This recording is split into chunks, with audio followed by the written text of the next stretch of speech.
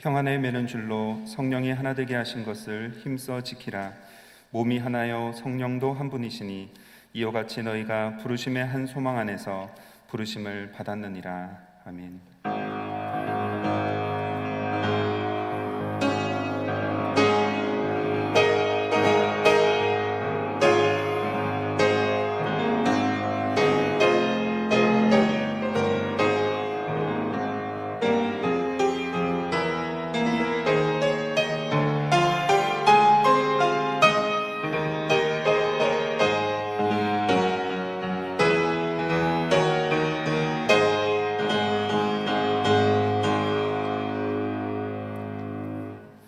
우리를 그리스도의 몸으로 부르신 하나님, 창조절 둘째 주일 교회 연합주일로 예배드리도록 저희를 불러주시니 감사합니다. 창조의 능력으로 우리를 날마다 새롭게 하시고 주님의 몸된 교회에서 섬기게 하시니 감사합니다. 몸과 마음으로 드리는 우리의 예배를 기쁘게 받아주시고 주님이 원하시는 모습으로 변화되도록 역사하여 주시옵소서. 예수님의 이름으로 기원합니다. 아멘.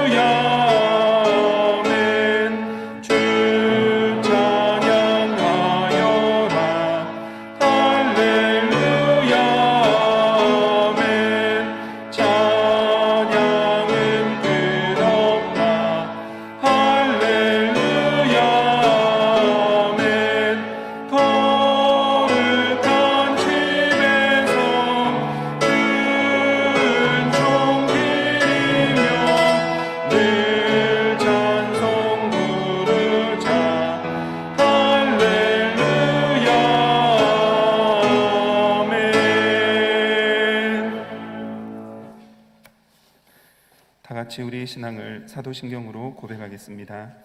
전능하사 천지를 만드신 하나님 아버지를 내가 믿사오며 그 외아들 우리 주 예수 그리스도를 믿사오니 이는 성령으로 잉태하사 동정녀 마리아에게 나시고 본디오 빌라도에게 고난을 받으사 십자가에 못 박혀 죽으시고 장사한 지 사흘 만에 죽은 자 가운데서 다시 살아나시며 하늘에 오르사 전능하신 하나님 우편에 앉아 계시다가 저리로서 산자와 죽은 자를 심판하러 오시리라. 성령을 믿사오며 거룩한 공예와 성도가 서로 교통하는 것과 죄를 사하여 주시는 것과 몸이 다시 사는 것과 영원히 사는 것을 믿사옵나이다. 아멘. 나는 포도나무요 너희는 가지라. 그가 내 안에 내가 그 안에 거하면 사람이 열매를 많이 맺나니 나를 떠나서는 너희가 아무것도 할 수 없습니다. 사람이 내 안에 거하지 아니하면 가지처럼 밖에 버려져 마르나니 사람들이 그것을 모아다가 불에 던져 사르느니라. 너희가 내 안에 거하고 내 말이 너희 안에 거하면 무엇이든지 원하는 대로 구하라. 그리하면 이루리라. 너희가 열매를 많이 맺으면 내 아버지께서 영광을 받으실 것이요 너희는 내 제자가 되리라. 아버지께서 나를 사랑하신 것 같이 나도 너희를 사랑하였으니 나의 사랑 안에 거하라. 내가 아버지의 계명을 지켜 그의 사랑 안에 거하는 것 같이 너희도 내 계명을 지키면 내 사랑 안에 거하리라. 내가 이것을 너희에게 이름은 내 기쁨이 너희 안에 있어 너희 기쁨을 충만하게 하려 함이라. 아멘. 이제 우리의 주인 되신 하나님께 우리의 죄를 다 같이 고백합시다. 은혜로우신 하나님, 모든 어려움 속에서도 결실의 계절을 맞이하게 하시고 크고 작은 어려움 속에서도 여기까지 인도하신 주님의 사랑에 감사드립니다. 그러나 우리는 삶 속에서 공급된 모든 것들이 하나님으로부터 왔음을 잊어버린 채 나의 만족과 나 자신만을 위해 살아왔음을 고백하나이다. 작은 이익을 얻기 위해 가장 가까운 이웃과 친족의 아픔조차 보살피지 못하고 살았습니다. 주여, 우리의 허물과 죄악을 용서하여 주옵소서. 주께서 흘리신 보혈로 정결하게 하사 거룩한 의의 옷을 입히시고 나와 가장 가까운 가족부터 먼저 사랑하게 하시고 이 땅의 모든 교회들이 연합하여 주님의 나라를 든든히 세워가게 하옵소서. 예수님의 이름으로 기도드립니다. 아멘. 이제 나와 하나님만이 아는 죄를 침묵으로 참여합시다.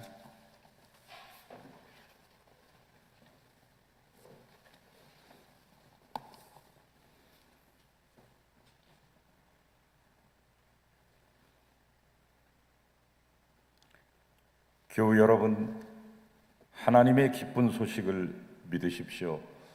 예수 그리스도 안에서 여러분은 용서를 받았습니다.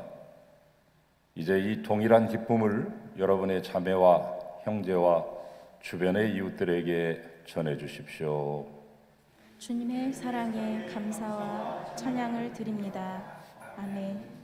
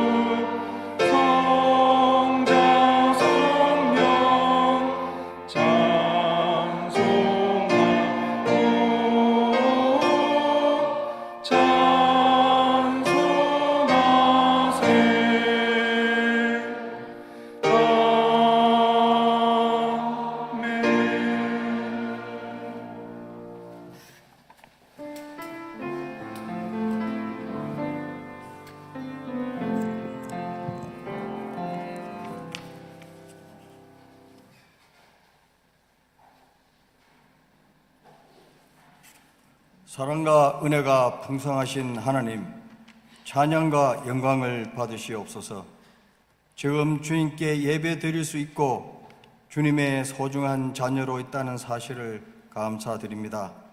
이 귀한 시간 신령과 진정으로 예배 드리면서 비록 어떠한 형편과 처지에 있든지 오늘은 영원히 안식을 누리게 하시고 감사로 충만케 하옵소서.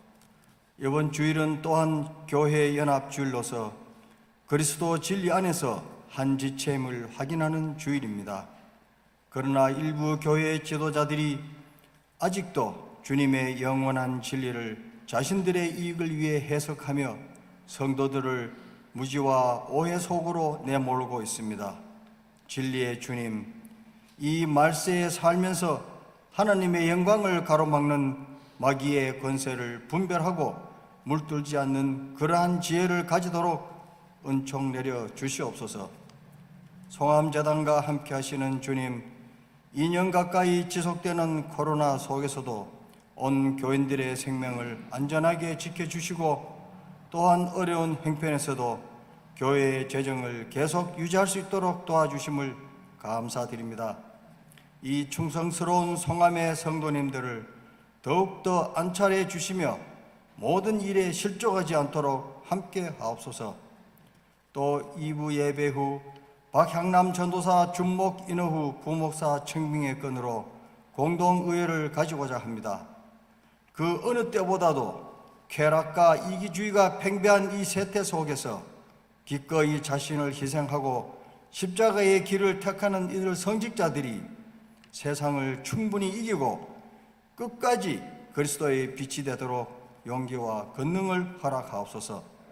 저희들도 이 맑은 영혼들을 본받아 믿음에 더욱 분발하며 각자의 십자가를 기쁘게 받아들임으로써 주님의 구원의 역사에 동참하게 하옵소서. 사랑의 주님, 목숨보다 더 귀한 일이 세상에 어디 있겠습니까?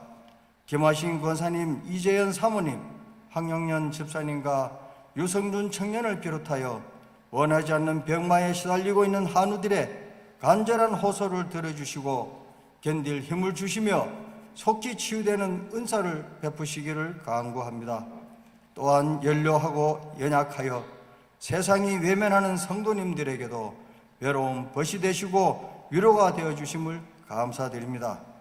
그리고 교회의 중보 기도가 하늘에 상달되도록 우리 모두가 관심을 가지고 합심하여 기도하게 하옵소서. 오늘 김정근 담임 목사님의 십자가 그 고독함에 대하여라는 말씀을 선포하실 때 그 진리가 우리를 참 자유케 할 수 있도록 우리를 지혜롭고 겸손케 하옵소서. 아침 일찍부터 정성껏 준비한 성가대의 찬양 예배를 기쁘게 받으시며 수고하는 모두가 행복하고 영육간에 강건하기를 원합니다. 우리 모두는 창조주 안에서 하나로 연결된 존재이기 때문에 가족이나 이웃을 때로는 이해할 수 없더라도 그대로 진실하게 사랑하는 참 그리스도인이 되기를 원하며 이 모든 말씀 예수님의 이름으로 기도드립니다. 아멘.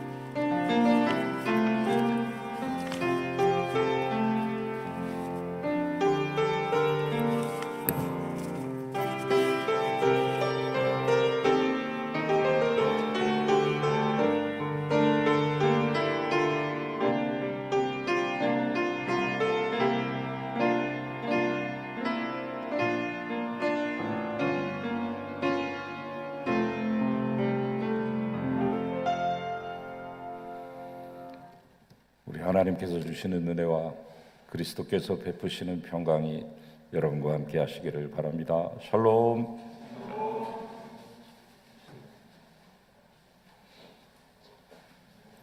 오늘 창조절 둘째 주일 교회연합주일로 드립니다. 이 땅의 모든 교회가 연합할 수 있도록 함께 기도하고 애써야 되겠습니다. 다음 주일은 한가위 감사주일이면서 동시에 우리 남신도 주일이기도 합니다. 남신도들이 1, 2부 사회와 또 기도, 성경봉독 모든 순서들 찬양까지도 맡으실 텐데 우리 남신도가 더 굳건한 터전위에 설 수 있도록 기도해 주시기 바랍니다. 전교인 성경 통독은 호세아 4장까지 읽으시면 되겠습니다. 이제 수능의 계절이 왔습니다. 수능과 취업을 앞둔 고3 수험생들 벌써 이제 수시 보기 위해서 저한테 추천서 받아간 학생들도 있는데요. 이들을 위해서 여러분 기도해 주시기 바라고 교회 뒷면 기도 명단에다 올렸습니다. 아직 많은 수가 올라오지 않았는데 여러분 접수해 주시면 올려서 수능과 취업의 시간까지 같이 합심해서 기도하겠습니다. 난치병 어린 이독기 삼종교 연합 사랑의 대바자회 22회째를 맞이하는데 이번에는 특별히 우리가 주관하는 때가 되었습니다. 10월 10일까지 모금을 해서 난치병 어린이를 돕는 형태로 그렇게 진행하겠습니다. 많이 동참해 주시기를 부탁을 드립니다. 예배가 마치면 바로 준비할 시간 없이 그냥 바로 이 자리에서 공동의회, 지난주에 공고해드린 대로 공동의회를 합니다. 오늘은 특별히 유튜브에 채팅창을 미리 열어서 예배 시간부터 열어놨습니다. 그래서 공백 시간 없이 바로 마치면 이 자리에서 진행하도록 할 테니까 한 3분 내지 4분이면 마치게 될 겁니다. 가지 마시고 세례교인 이상들은 모두 다 남으시기를 부탁을 드립니다. 그리고 예배 시간 중에는 이 채팅장을 사용하지 마시고 자꾸 하시면 예배 드리는데 서로 이렇게 간섭이 되고 방해가 될 수 있으니까 채팅창은 공동의회 시간에 사용하시기 바랍니다. 오영성 목사님 사모님 되시는 이재현 사모님 다리 수술을 40년째 지금 하고 계시는데 4번 수술하셨고 엊그제 5번째 수술을 하셨습니다. 연로하시는데 빨리 쾌차하실 수 있도록 수술은 잘 마쳤고요. 이제 한 2주 정도 병원에 계시고 또 3주 물리치료 받으시고 3개월 병원에 꼬박 누워 계셔야 일어나서 거동하실 수 있는 그 어려운 과정이 남아 있습니다. 우리 사모님과 목사님을 위해 기도해 주시기를 부탁을 드립니다. 다른 모든 환우들 위해서 또 기도해 주시기 바랍니다. 총회가 있습니다. 다른 때는 한 4일씩 모였는데 3일로 줄였다가 또 작년에는 하루만 했다가 코로나 상황에서 하루 해보니까 도저히 끝낼 수가 없어서 하루 반 이렇게 1박 2일로 청주에서 모이게 됩니다. 한꺼번에 다 모이면 안 되니까 4개 교회로 흩어져서 이제 이 회의를 진행하게 되는데 다 처음 해보는 일들이어서 많이 어렵고 힘든 가운데 있습니다. 총회도 잘 마칠 수 있도록 기도해 주시기 바랍니다. 이 시간에는 유아부 유치부를 시작해서 지난주 중고등부 수련회까지 2개월에 걸쳐서 교회 학교 여름 행사 그리고 수련회 이런 것들을 모두 다 마치게 됐는데 다른 때 같으면 날을 따로 잡아가지고 이렇게 3부 예배 시간에 1시간 넘도록 충분히 여러분에게 화면을 보여드리고 수고하셨던 모습들 즐거웠던 그런 장면들을 다 보고도 해가면서 영상도 봐가면서 이렇게 발표도 해가면서 했는데 코로나 상황이기 때문에 그렇게 할 수 없고 오늘은 3분 40초 영상에 그 모든 것을 짤막하게 담았습니다. 시간은 짧지만 그동안 우리가 투여하고 기도하고 쏟은 정성이 정말 큽니다. 특별히 작년 올해 코로나 때 우리 목회자들과 우리 선생님들이 각별히 애를 많이 쓰셔서 그 어느 때보다도 위축되지 않고 오히려 더 많은 인원들이 온라인을 통해서 같이 참여하고 자기들의 프로그램으로 만들어가고 선생님이 만들어준 밥상을 차려 먹는 것이 아니라 자기들이 스스로 참여자가 되어서 같이 동참하게 된 것이 큰 의의가 있다고 생각이 됩니다. 이제 그 영상을 보시겠습니다.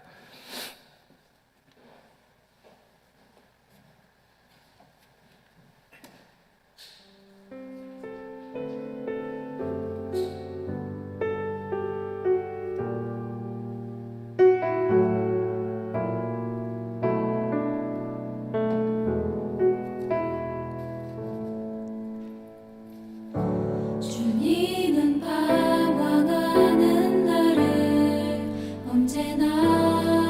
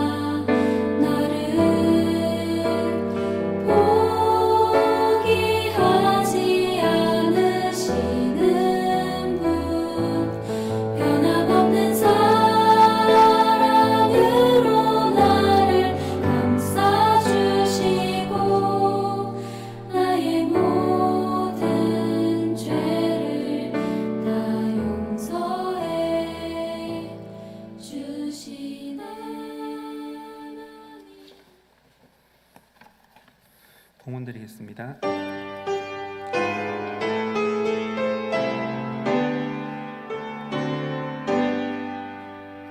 나의 보아 의인이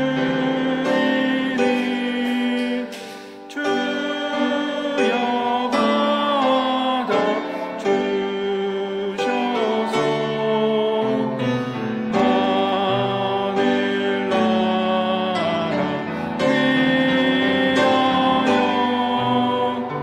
주 뜻대로 쓰소서.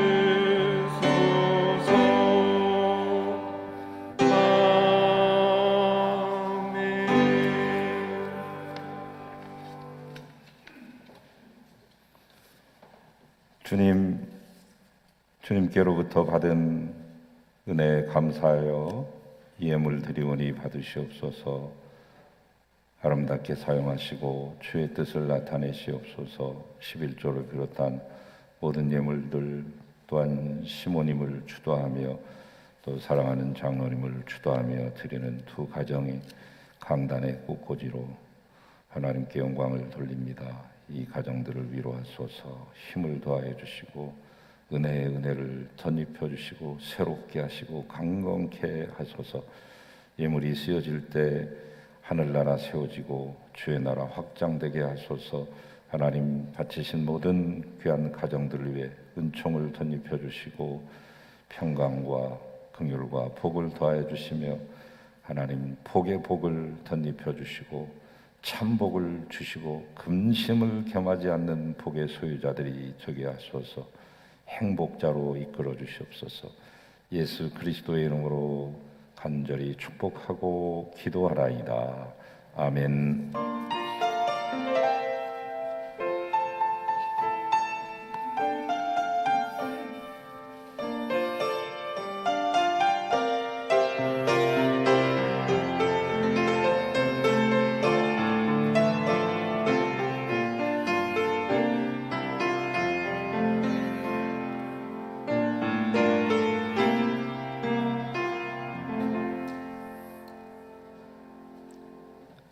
이제 하나님의 말씀을 받겠습니다. 오늘 우리에게 주시는 하나님의 말씀은 마태복음 16장 21절에서 24절까지의 말씀입니다. 이때로부터 예수 그리스도께서 자기가 예루살렘에 올라가 장로들과 대제사장들과 서기관들에게 많은 고난을 받고 죽임을 당하고 제3일에 살아나야 할 것을 제자들에게 비로소 나타내시니 베드로가 예수를 붙들고 항변하여 이르되 주여 그리 마옵소서. 이 일이 결코 주께 미치지 아니하리이다. 예수께서 돌이키시며 베드로에게 이르시되 사탄아 내 뒤로 물러가라. 너는 나를 넘어지게 하는 자로다. 내가 하나님의 일을 생각하지 아니하고 도리어 사람의 일을 생각하는도다 하시고 이에 예수께서 제자들에게 이르시되 누구든지 나를 따라오려거든 자기를 부인하고 자기 십자가를 지고 나를 따를 것이니라. 아멘. 주님의 말씀입니다. 주님께 영광 돌립니다. 손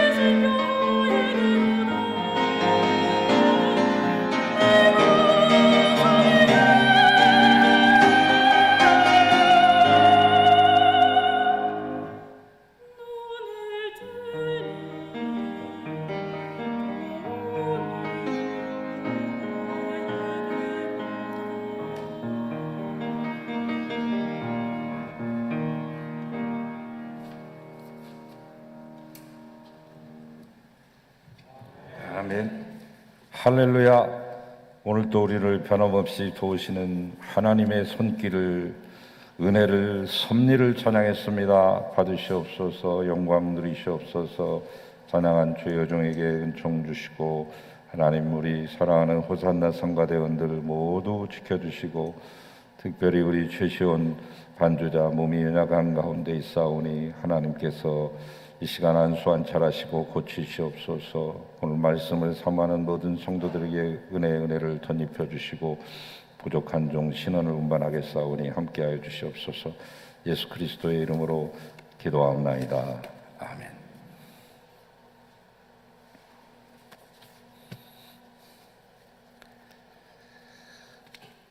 우리보다 앞서서 믿음의 길을 걸어가신 우리 믿음의 선배님들과 선진들은 대부분 외로운 길을 걸어가셨습니다. 이런 외로움과 고독은 성도가 성도로 살아가기 위해 반드시 지불해야 되는 대가인 것입니다. 노아, 그는 참 의롭게 살았던 사람입니다. 그는 하나님으로부터 홍수 심판의 예언을 받고 방주를 예비했는데 약 120년 동안 홀로 방주를 만들었습니다. 1년 2개월도 아니요 12년도 아닌 무려 120년.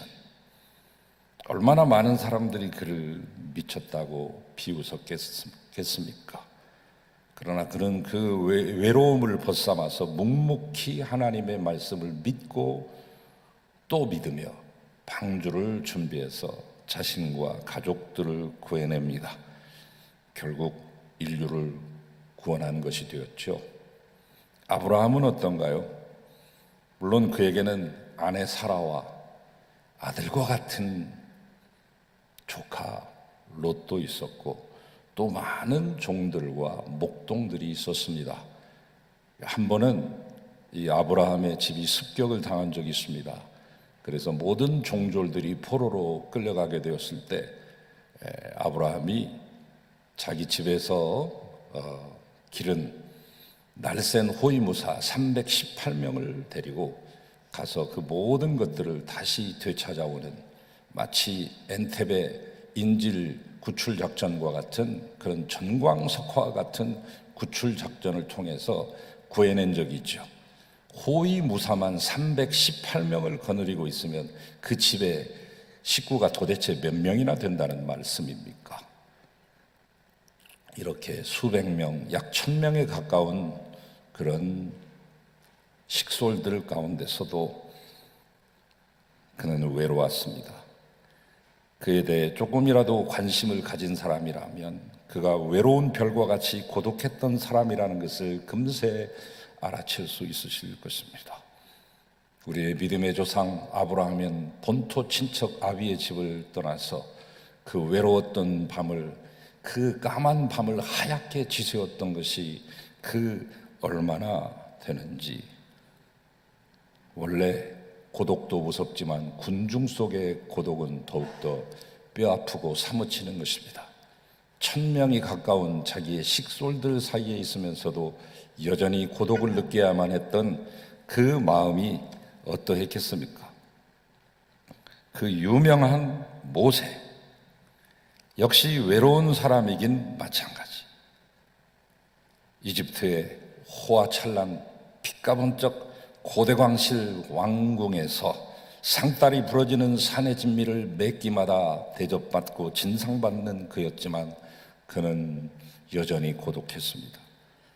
그래서 그는 가끔 인적이 드문 먼 곳까지 홀로 산책을 나가곤 했었죠. 그러던 어느 날 연희 때처럼 홀로 산책을 나섰는데 그는 그만 못 볼 것을 보고 말았습니다. 애굽 사람과 히브리 사람이 막 붙어 싸우는데 그 싸움판에서 자기의 동족인 히브리인을 구해줍니다. 그런데 그 사건 때문에 그만 살인자의 낙인이 찍혀 수배령이 내리고 그는 애굽 땅을 떠나게 됩니다. 하루아침에 왕자에서 잘하면 히브리의 피가 섞여 있어도 잘하면 워낙 똑똑하고 출중했기 때문에 병법에도 능하고 모든 문무에 능했기 때문에 전쟁터에 나가서도 혁혁한 공을 한두 번 세운 것이 아니기 때문에 모두가 다 같이 이 이집트의 왕자 모세를 흠모하고 다음번 차기 파라오는 모세가 될 것이야, 이렇게 당연한 것처럼 생각하고 있었던 그였기 때문에 왕자였지만, 또 얼마 지나지 않아서는 파로가 될 수도 있었지만, 그러한 신분에서 하루아침에 수배령이 내린 살인자요 도망자의 신세가 되어 망명객이 되죠. 그는 사람들이 거의 살지 않는 황량한 미디안 광야에서 목동으로 살아갑니다. 4년도 아니요, 무려 40년 동안이나. 그의 일생은 그야말로 외로움 그 자체였습니다. 외로움의 대명사죠. 그렇다면 구약의 선지자들은 어땠을까요? 엘리야나 에레미야나 호세아나 이사야나, 그들은 서로 많이 달랐지만 한 가지 공통점이 있었습니다. 그것은 그들이 하나같이 강요된 고독을 견디며 살아간 존재라는 것이죠. 강요된 고독, 하나님에 의해서 떠밀려서 강요된 고독, 하나님에 대한 충성심과 자기의 조국 이스라엘 민족이 바르게 살기를 바래서 바른 소리 하다가 박해받는 외톨이 신세가 되어버리고 말았죠.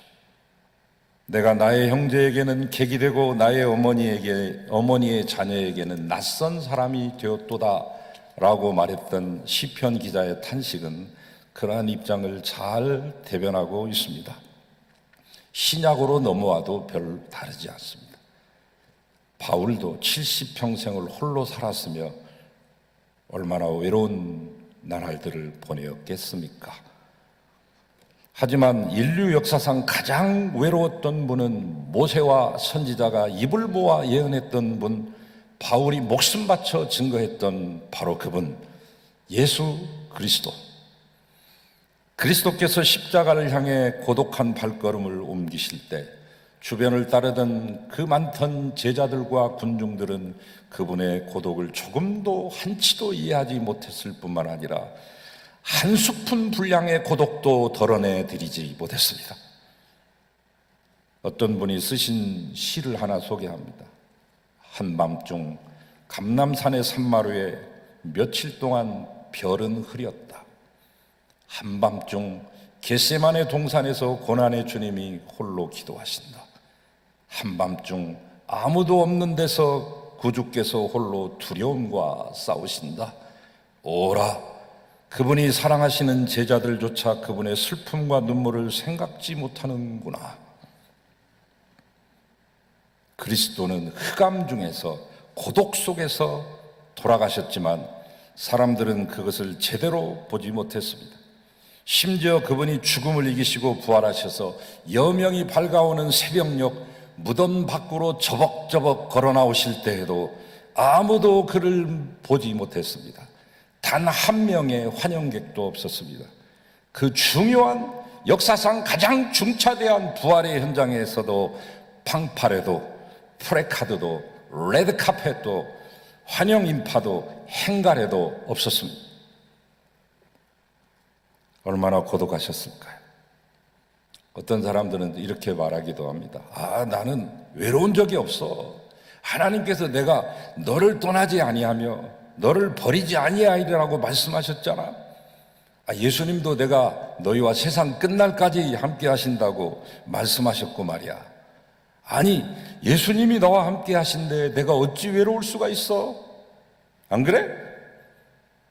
물론 저는 그렇게 말씀하시는 성도님의 진정성을 의심하지는 않습니다.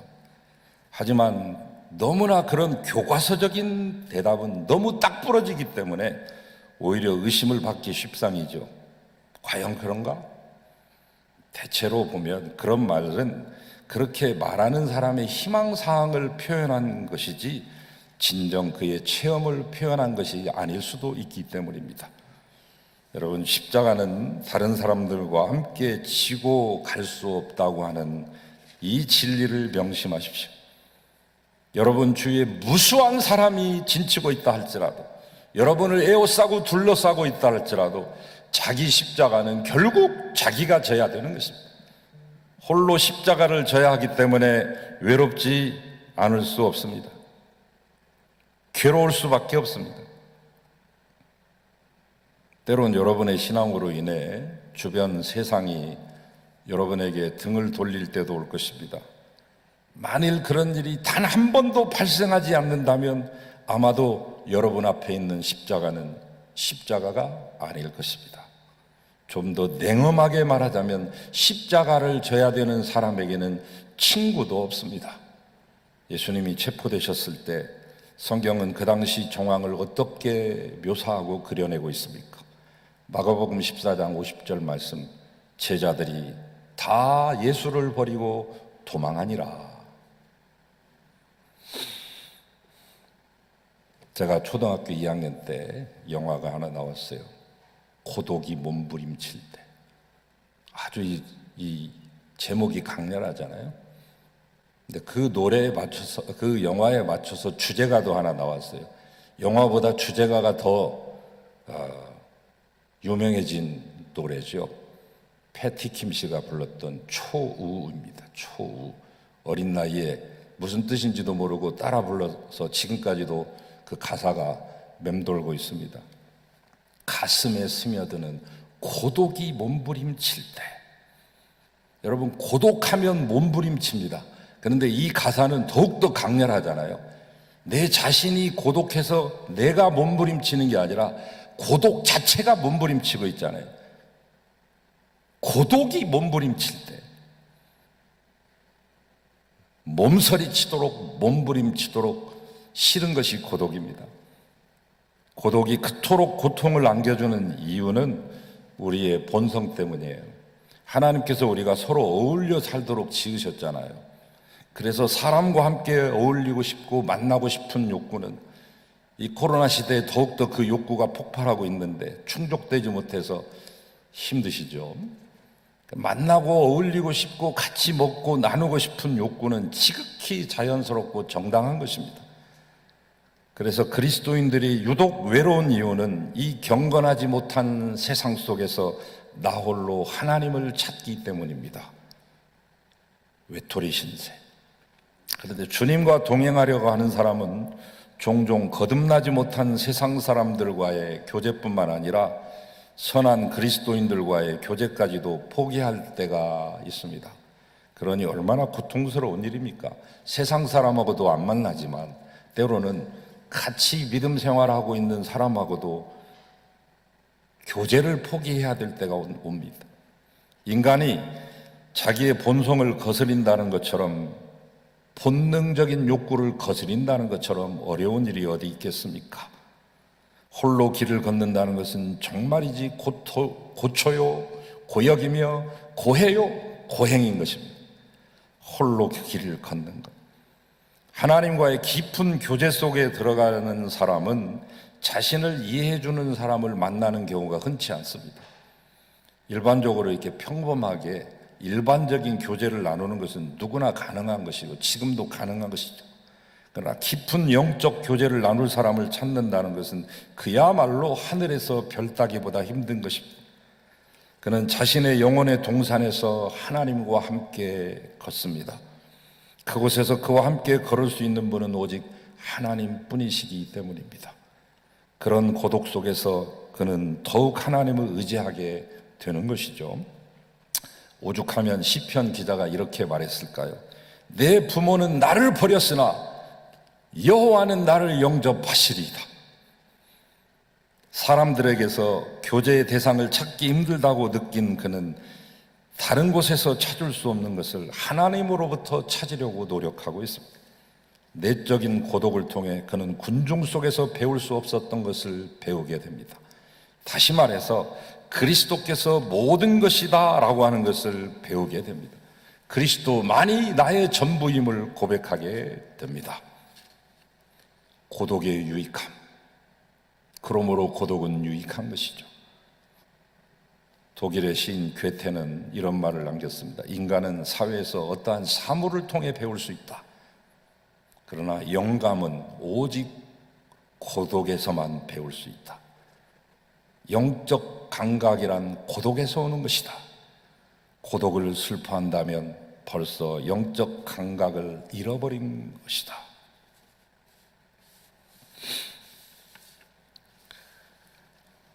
본회퍼 목사님이 35살 나이에 2차 대전이 끝나가기 직전에 옥중에서 순교하셨습니다. 히틀러의 그 독재와 그 만행을 볼 수 없어서 목사의 신분임에도 불구하고 다른 모든 교회들이 히틀러 앞에 아부하고 그 독재를 찬양하고 하는 이렇게 타락의 길로 갈 때 홀로이 아니요라고 외쳤던, 그래서 히틀러의 미움을 받아서 게슈타포 감옥에서 형장의 이슬로 사라져야만 했던 보네퍼 목사, 1944년에 약혼 여인 마리아에게 써보낸 그 편지 있습니다. 제가 읽겠습니다. 마리아, 무거운 고요가 나를 둘러싸고 있으니 나는 날이 갈수록 당신과 더 가까이 있음을 느낍니다. 독존 속에서 인간의 영혼은 새로운 감각을 발전시킨다는 사실을 체험하고 있습니다. 그러나 나는 한순간도 외롭지 않습니다. 나는 당신이 있다는 것을 무척이나 하나님께 감사하고 있으며 감사를 발견할 때마다 나는 아주 행복해지고 있답니다. 독존이라는 말이 여기 나오죠. 홀로 존재한다. 독존. 독존 속에서 외로움을 느끼나, 그러나 나만 있는 것이 아니라 하나님이 함께 하신 것을 믿고, 저 옥중 밖에서 나를 기다리고 있는 약혼 여인 마리아 당신이 있음을 믿고, 그리고 나를 위해서 말없이 기도해주는 독일의 이 교인들이 있으니 나는 외롭지 않으며, 무엇보다도 이 옥중에서도 나와 함께 하시는, 임재하시는 하나님이 함께 하시니 나는 감사하며 행복합니다. 죽음을 며칠 앞둔 이 옥중에 갇힌 사람의 고백이라고 우리가 하기에는 너무나 기막힌 고백 아닙니까? 그런데 고독한 성도라고 하는 것은 혼자서 고독만 씹는 것이 아니라 다른 사람들의 고통은 외면한 채 혼자 틀어박혀서 천국만을 묵상하며 세월을 보내는 사람이 아니라 오히려 그 반대, 자기가 외롭기 때문에 상심한 사람이나 타락한 사람이나 죄 때문에 괴로워하는 사람이 자기에게 다가오는 것을 좋아합니다. 자기가 세상에서 멀어져 있기 때문에 그는 남들에게 도와주는 것을 그만큼 더 좋아하는 사람입니다.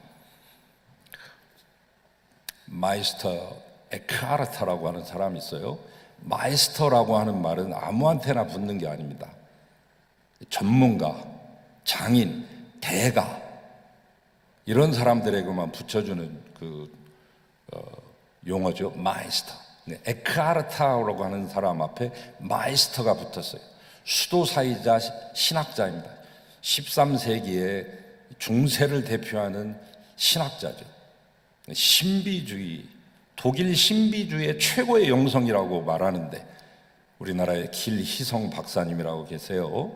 그분은 원래 목사님이 되려고 했다가 그 교회 부목사님이, 야 희성아, 너 목사가 되는 것보다 철학을 먼저 한 다음에 신학을 하거라. 그래서 그 부목사님의 권고를 따라서 철학을 했다가 나중에 신학을 했다가 목사가 되지 않고 비교 종교학으로 학위를 따고 지금까지 그 길을 걷고 있는 분이죠. 기독교 안에서만 기독교를 보는 게 아니라 세계 종교 안에서 큰 틀에서 모든 종교를 보고 그 속에서 기독교를 바라보는 그런 분이신데, 그분이 80평생 연구해가지고 발견한 4분이 있습니다. 인류가 가진 4명의 영적 스승이 있다. 인류 최대 영적 휴머니스트들이 있으니 그 첫째는 예수요, 둘째는 에크하르트며 셋째는 저 중국의 선불교의 시조인 임재 선사이고 넷째는 우리나라의 동학 2대 교주인 해월 최시영 선생입니다. 그래서 이 4손가락 안에 꼽는 그 에크하르트라고 하는 영성가, 수도사이자 신비주의자고 기도를 많이 했던 분이고 지금도 많은 영향력을 끼치고 계신 분이죠. 그분이 이런 말을 했습니다. 영적 깊은 곳에서 영혼의 불꽃과 신과의 합일이 있어야 한다. 내 안에서 타오르는 영혼의 불길이 타오르며 불꽃이 우리 하나님과의 이 합일, 하나 되는 그것을 강조했는데, 이러한 경지에 이르기 위해서는 자신을 완전히 비워야만 한다라고 하는 유명한 말을 남겼던 그런 분인데, 이분이 그의 추종자들에게 한 번은 이렇게 가르친 적이 있습니다. 당신이 기도 중일 때, 혹 당신이 셋째 하늘에 이끌려 가 있을 때, 셋째 하늘이라고 하는 건 3층 천국을 말합니다. 바울도 다녀왔던. 당신이 기도 중일 때, 그 기도할 때 셋째 하늘에 다다라 있고 그곳에 있을 때라도 당신의 머릿속에 음식이 필요한 가난한 과부가 떠오른다면 즉시 그 기도를 멈추고 가서 그 과부에게 도움을 주십시오. 그렇게 한다 할지라도 하나님께서는 당신에게 아무 손해가 없게 하실 것입니다. 중단된 기도를 다시 돌아가서 시작한다면 하나님께서는 당신의 그 기도를 끝까지 들어주실 것입니다. 경건한 자들은 그 경건이 자기 자신에서 그치는 것이 아니라 이웃 사랑으로 이어진다는 뜻이죠. 아니, 이어져야만 한다는 것이죠. 이런 정신은 사도 바울로부터 현대에 이르기까지 수많은 위대한 신비가들과 영성의 대가들에게서 특징적으로 나타나는 것입니다. 자기 혼자 속에 파묻히는 것이 아니라 그 고독 속에서 하나님을 만나고 나와 같이 고독 속에 있는 수많은 영혼들을 바라보게 하고 나의 손길과 발길이 그들을 향하고 내어 뻗을 수 있게 만드는 것, 이것이 진정한 영성이다. 하나님 앞에서 참된 경건은 고아를 돌보고 과부를 돌보는 것이 참된 영성이라고 말했던 야고보의 말과 똑같은 것이죠. 오늘날 이토록 많은 숫자를 자랑하고 있는 그리스도인들의 약점이 있습니다. 대한민국 땅 남한 땅에 개신교 크리스찬 한 900만 되고 천주교 신자들은 한 350 내지 60만 됩니다. 합치면 1200만 정도 되죠. 결코 작은 숫자가 아니죠. 5명 중에 1명도 더 넘는 꼴이죠.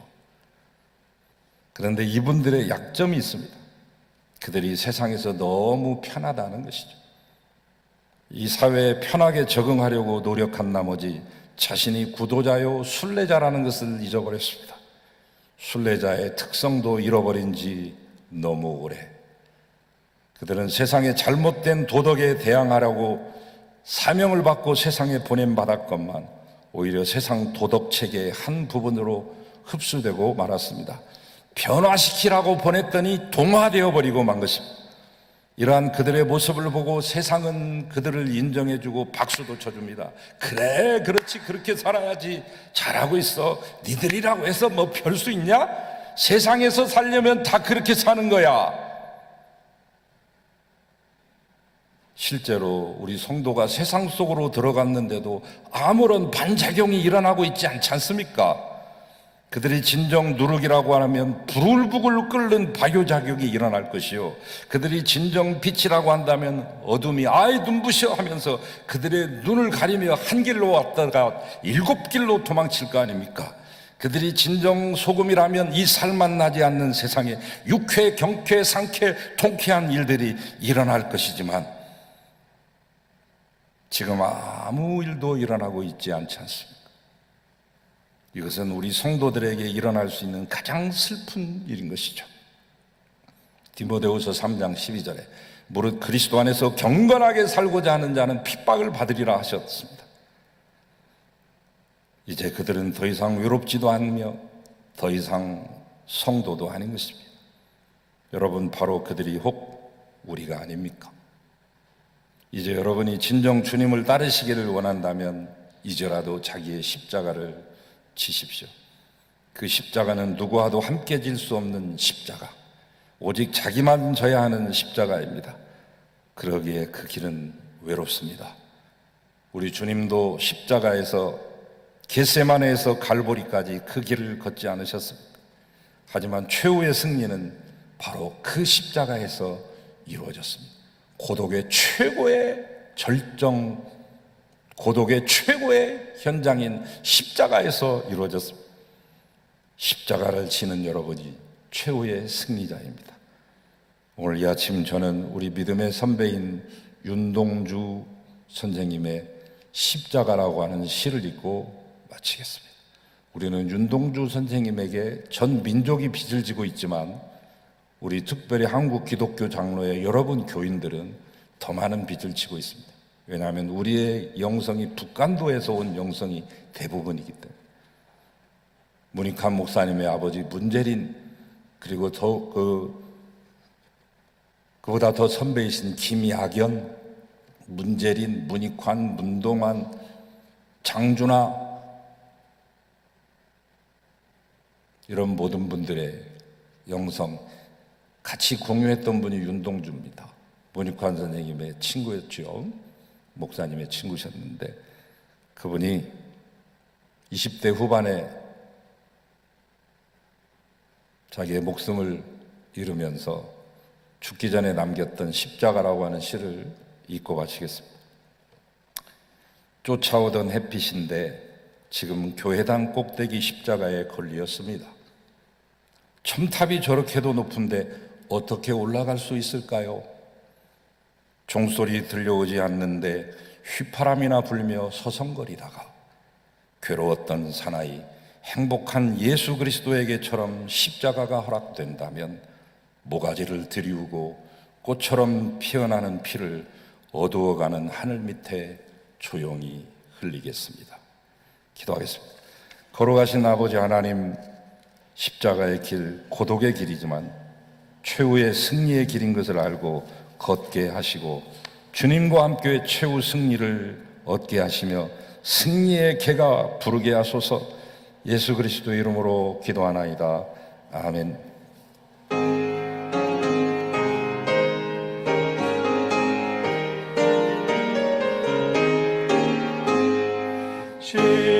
십자가를 내가 지고 주를 따라갑니다. 이제부터 예수로만 나의 몸에 삼겠네. 세상에서 부귀 영화 모두 잃어버려도 주의 평안 내가 받고 영생 복을 받겠네. 주도 곤욕 당했으니 나도 곤욕 당하리. 세상 사랑 감사하나 예수 진실합니다. 예수 나를 사랑하사 빛난 얼굴 보이면 원수들이 미워해도 염려할 것 없겠네. 내가 핍박 당할 때에 주의 품에 안기고 세상 고초 당할수록 나는 위로받겠네. 주가 주신 기쁨 외에 기뻐할 것 무엇냐. 주가 나를 사랑하니 기뻐할 것뿐일세. 아멘.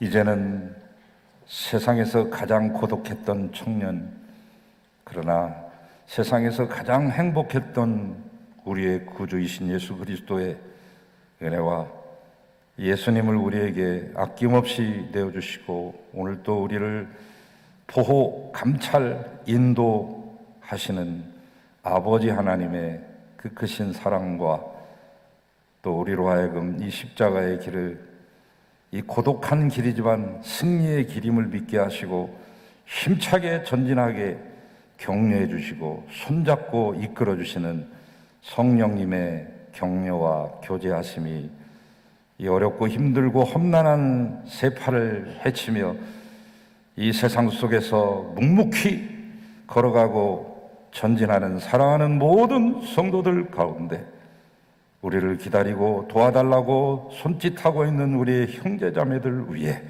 이제로부터 영원토록 함께 하시기를 간절히 축원하옵나이다. 아멘.